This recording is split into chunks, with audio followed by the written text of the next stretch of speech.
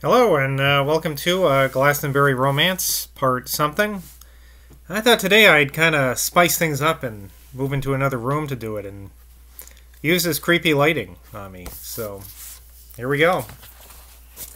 So we're on page 100. That's exciting, huh? I'm going to read a little bit previously because I don't remember what was going on. The stranger's tall figure hovered over him like a great, agitated, dusky bird.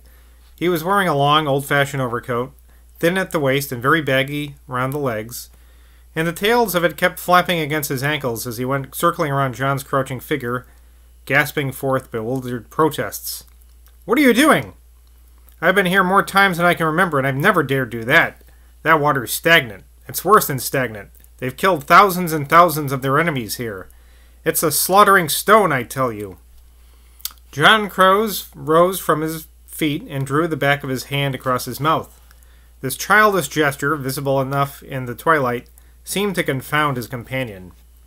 "Have you no reverence at all?" he groaned, while the deep sunken eyes above his Roman nose flashed a disconcerting gleam of anger. John Crow gave vent to a queer animal sound that was something between a fox bark and a pig's grunt. Some ancient vein of old Danish profanity seemed to have been aroused in him. "I've got what I've got, mister," he said, "but I want to kneel by that altar stone in there before it gets too dark." He was already limping forward when the man pulled him back with a jerk. "How did you know there was an altar stone in there?" The words were uttered in such an odd whisper that John gave vent to a gross Isle of Islay chuckle. "Know it? Hee. Who doesn't know it?"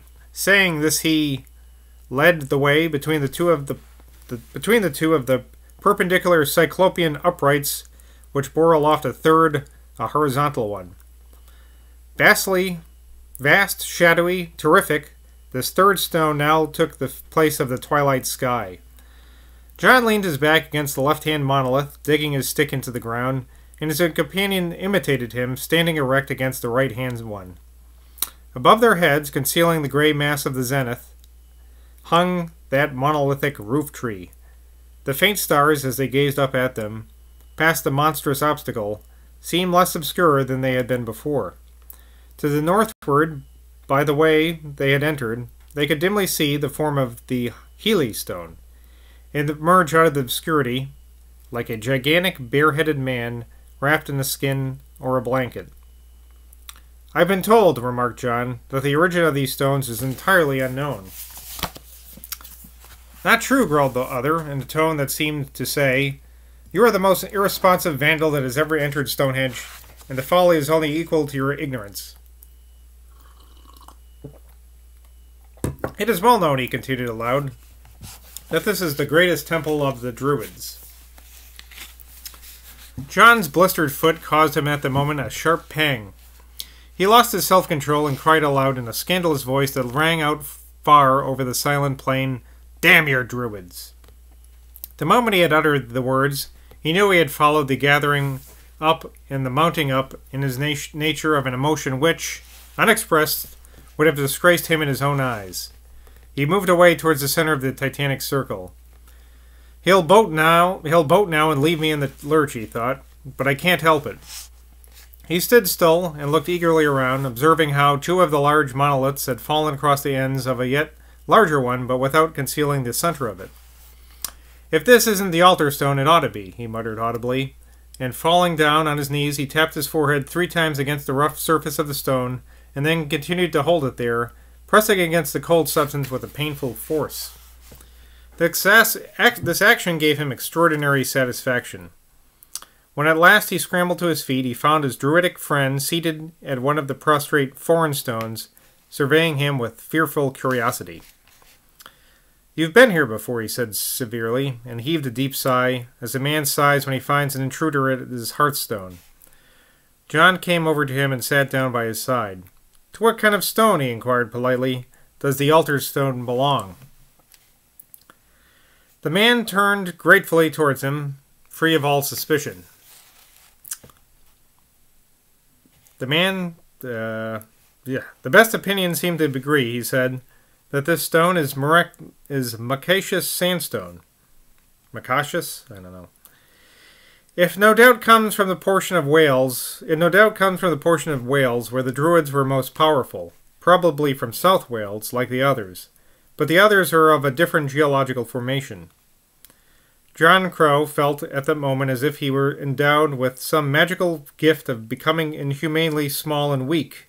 And not only small and weak, he felt that he possessed the power of becoming so nearly nothing at all, a speck, an atom, a drifting seed, a sandy grain, a tiny feather, a wisp of thin smoke, that he was completely liberated from the burden of competing with anyone, or disputing with anyone, or assuming any definite mask or any consistent role. He seemed to have been given a sort of exultant protean fluidity. He felt an intense desire to make a fool of himself, to act like a clown, a zany, an imbecile. He longed to dance round the grave personage at his side. He longed to go down on all fours before him and scamper in and out of those enormous trilithons like a gambolling animal.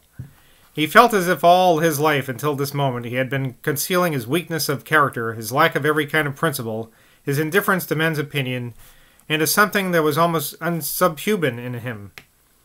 But now, beneath these far-off misty stairs and under these huge blocks of immemorial stone, he felt a wild, ecstatic happiness in being exactly as he was.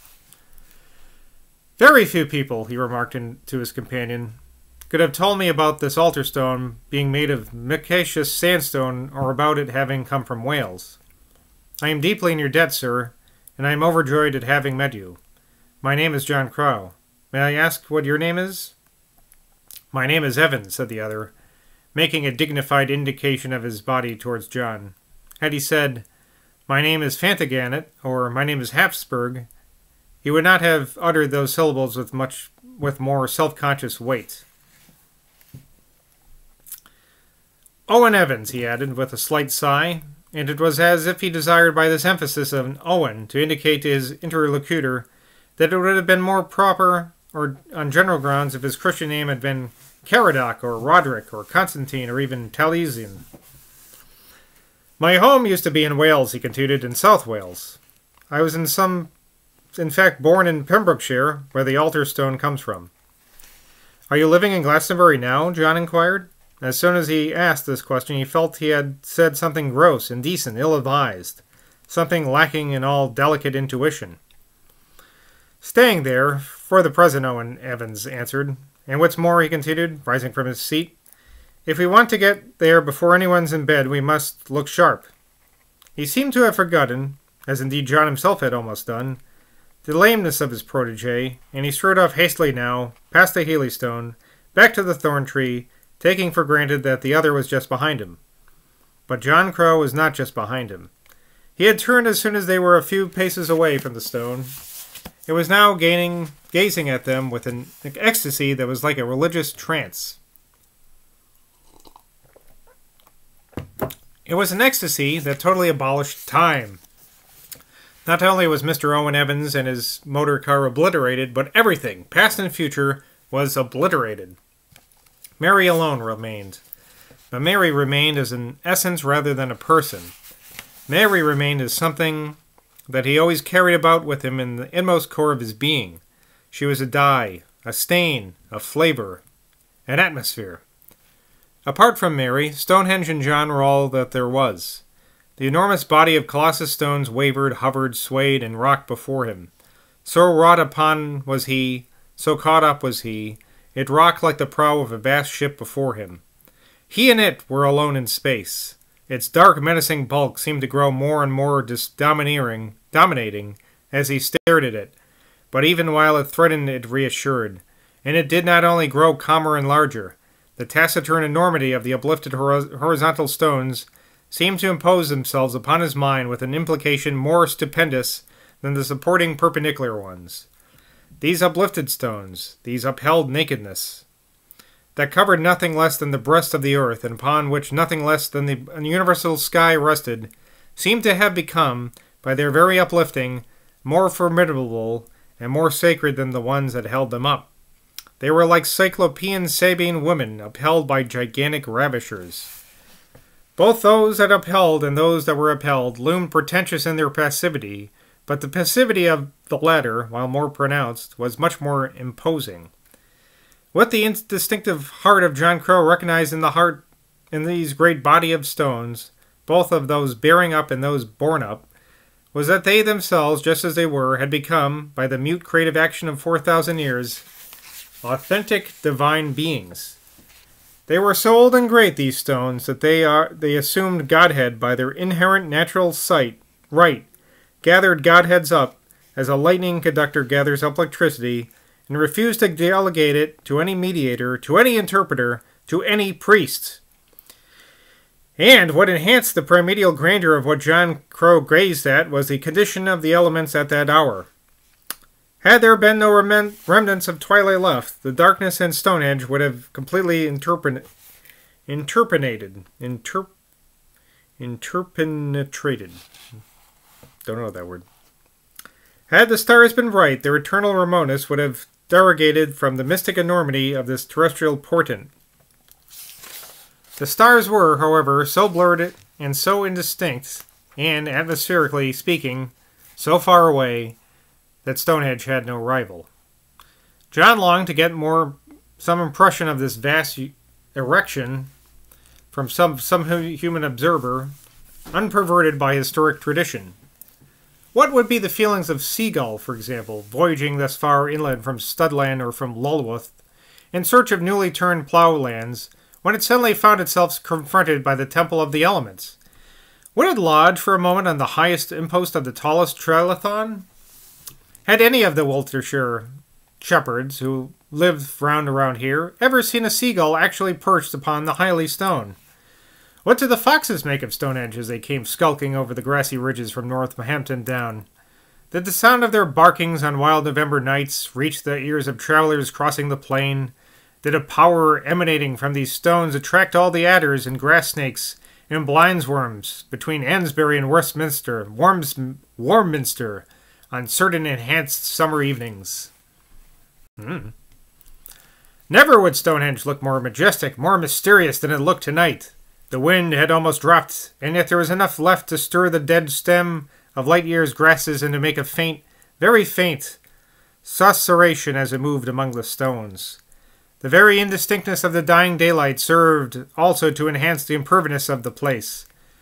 Had the night been pitch dark, nothing could have been distinguished.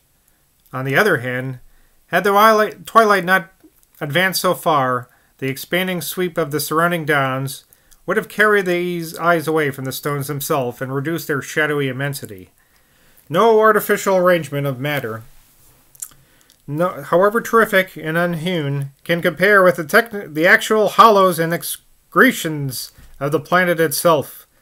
But the primeval erection at which John Crow stared now, like the ghost of a Neolithic slave of the gods of his masters, was increased in weight and mass by reason of the fact that nothing surrounded it except a vague, neutral, Cimmerian grayness. "Stonehenge, you great god!" cried John Crow. "I beg you to make Mary a happy girl, and I beg you to let me live with her in Norfolk." He tore himself away after this and hurried as far as he could towards the thorn tree. The voice of Owen Evans increased his speed as he staggered up the slope. "Mr. Crow! Mr. Crow! Mr. Crow!" came that voice from beyond the tree in a high, querulous accent. His blister began to hurt him again. He began again to feel famished and faint. Once more he paused and looked around. The effect of that distance had undergone a change. The stones seemed actually to have melted into one another.